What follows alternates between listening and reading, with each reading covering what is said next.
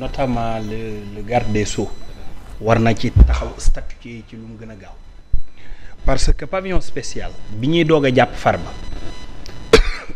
avocat mi dañu génne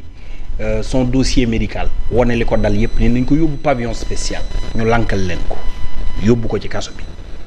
dégg naa nit yi am ñuy wax naan dara dalu ko bëlut la fa nekkee nit dina feebar te du tëdd dina feebar di traîner ay maladie te doo ko gis mu tëdd mais malheureusement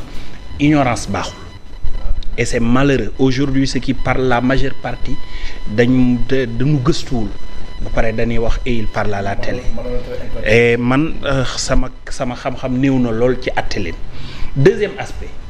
beneen exemple bi ngay jël Samuel Sarr fan lañ ko évacuer du pavillon spécial ñu évacuer ko à maintes reprises ba ñuy wax ni nanu ko bàyyi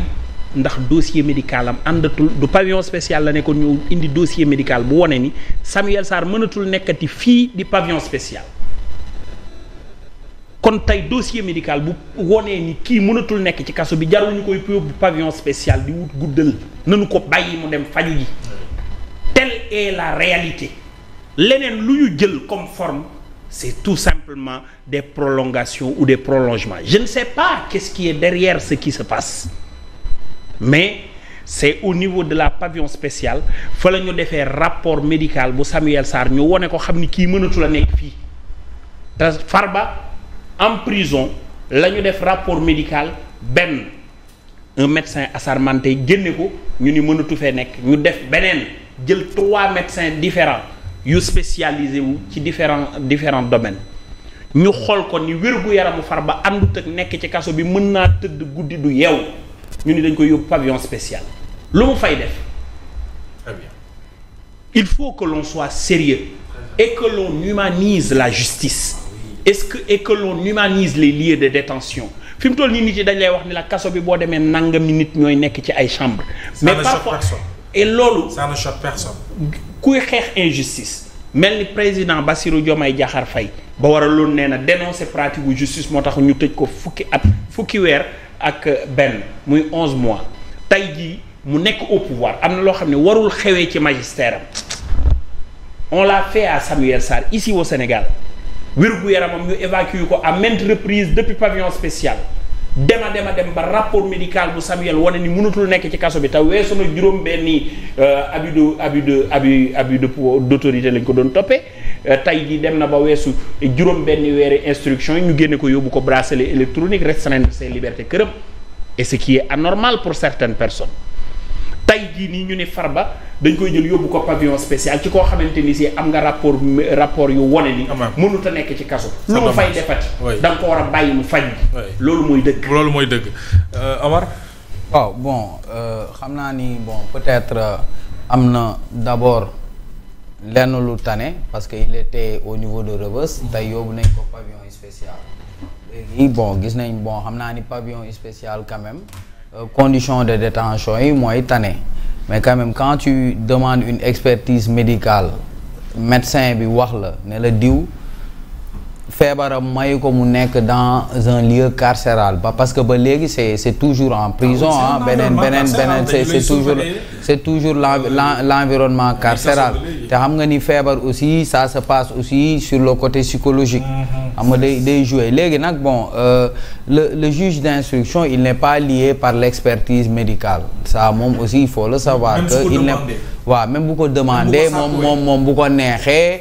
neexee il tient pas compte de l'expertise moom en tout cas moom mooy xool si aqula taalaam nan lay àttee mbiri c'est ce qu'il a fait il a estimé que Farba dafa war a dem pavillon spécial léegi nag bon je pense que y a un danger parce que ce sont des médecins assermentés qui ont fait une expertise médicale ne diw condition de détention wala diw maanaam waratul mën a nekk dans un milieu carcéral léegi nag bon le médecin le juge d'instruction il a décidé de le faire léegi on attend de voir mais quand même je pense que le débat aussi quelqu'un comme Babacar Ba il a posé le débat en ces termes-là pour dire que en fait le problème du juge d'instruction mooy le juge d'instruction il est nommé par arrêté du ministre du garde des Sceaux te xam nga xam nga ñoom ils sont affectés par le Conseil supérieur de la magistrature au sein d'une juridiction. Léegi nag y a un arrêté pour ce qui est des juges d'instruction, il y a un arrêté qui vient dire tel ou tel ñoom ce sont des juges d'instruction. Je pense que ça aussi c'est important, mooy il faut revoir peut-être le mode de nomination des juges, parce que pour nit ki gën a mën a àtte, je pense que il faut que qu'il n'y ait pas d'épée de Damoclès sur sa tête, qui sent que aujourd'hui le ministre de la justice n'a pas tey ji amul benn emprise sur sa carrière. Je pense que ça aussi ça aiderait mieux les magistrats tey pour ñuy mën a jël yenn décision. Merci Omar. Alors Vita, maître. waaw Babet lii daal honorable Farba ma damay def nii yëpp rek ni société civile def ñi askanu Sénégal def ñi famille am des waa añam def di ñaan pour di ñaan ñu génnee ko libérer ko ñaan lay wax parce que c'est un problème humanitaire te bu ñuy wax problème humanitaire mooy ne c'est la dignité de la personne te nit ki kaso du place su kenn donc ñaan laay wax tax mooy wax ma ñaan la question également elle est juridique dañ ko wax Ndiaye wax na ko sànq boo gisee muy avocat ñu ngi def ay action mais boo gisee président Amsatou Sow Sidibé ak société civile boo seetloo yu njëkk la ñuy ñaan parce que tout simplement effectivement il faut que les gens le comprennent muy en matière pénale muy en matière civile muy en matière économique le juge n'est pas tenu par les rapports il garde sa liberté d'appréciation moom mooy apprécier amul benn rapport bu muy commandité ak bu mu dul commandité lépp ci yam le juge il est libre d'apprécier les rapports donc ñun yëpp lu ñu mën a def mooy di ñaan beneen question bu ma war a soulever te tam loolu tam bëgg naa vraiment ñu teg ko en général au-delà de Farba mais Saliou yi tax gars yi ñi am doole bu ñu génnee bu ñu nekkee ci biti wër nañu invulnérable bu ñu duggee ci kaso rek feebar je pose le débat de manière générale. mooy non damay je pose le débat. waaw xaaral mais yi tax ma wax loolu. mooy ne aujourd'hui non xam nga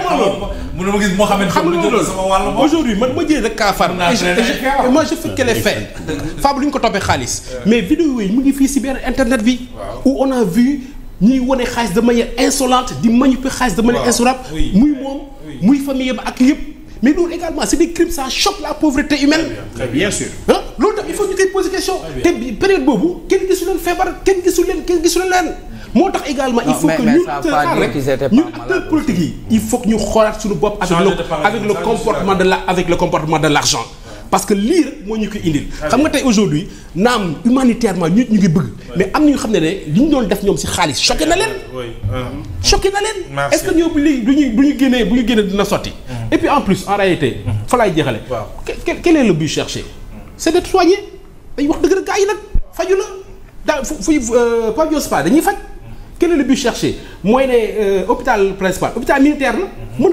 na dem foofu faju parce que tam il a une obligation quand même nañ ko wax te de redevabilité. te biir kaso bi am na ay malades anonymes. Il faut aujourd'hui qu'on arrête de faire la prison des plus forts et des puissants. mooy ne ñenn yi ñoom mën nañ leen jox rapport ñu dem tëddi pavillon spécial.